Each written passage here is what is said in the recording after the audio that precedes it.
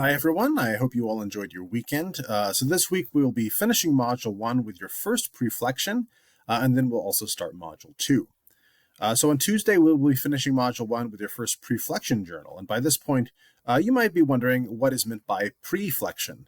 And as I explained in the instructions on Canvas, the term preflection refers to a practice of preparing yourself for what's coming next by reflecting on what you've learned so far. So we'll repeat this exercise throughout the course as a tool to help you understand what you've learned so far and what you're curious to learn more about in our class as our class progresses. Think of this exercise as an ongoing journal of your progress through the course. And of course, understanding where you are in the course and where you'd like to take your learning can help you map your path as you move through the upcoming modules. And in addition, it's helpful for me to understand your learning questions and interests so that I can be a more effective guide for you in your travels through the course. So yes, this is a kind of reflection, but one that is not only looking back, but is also looking forward.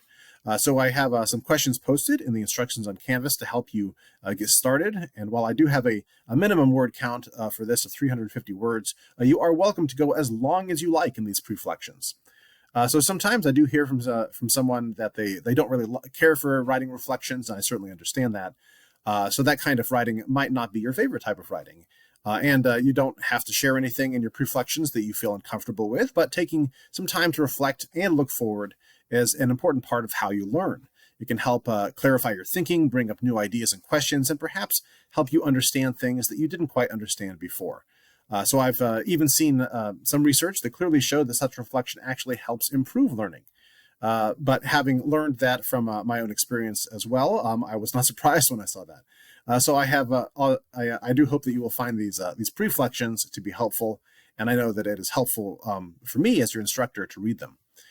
So then on Thursday, we'll start Module 2, Markets for Publishing Writing. And so first, to start out, we have another set of lesson materials for Thursday, which includes quite a few articles relating to various markets for publishing, including print to digital, the various types of publishing houses, markets for specific genres, and even some articles on publishing poems, short stories, and self-publishing. So there are a lot of topics covered, and I do hope that you will find all of them to be interesting. I do recommend getting started on the readings right away this week so that you aren't trying to cram them all when we have our Thursday discussion. And so for Thursday, we will then have our discussion mapping the markets. So for that discussion, you will need to be drawing from some of the lesson materials, so you might find it helpful to look ahead to the prompt for that so that you can keep it in mind as you are reading through all of the articles. And of course, then replies to your classmates will be due by Friday night for that discussion. And then next week, we'll continue Module 2 with a discussion on wandering the markets, which I'll share more details about later. But as you do work on all of that this week, let me know if you have any questions.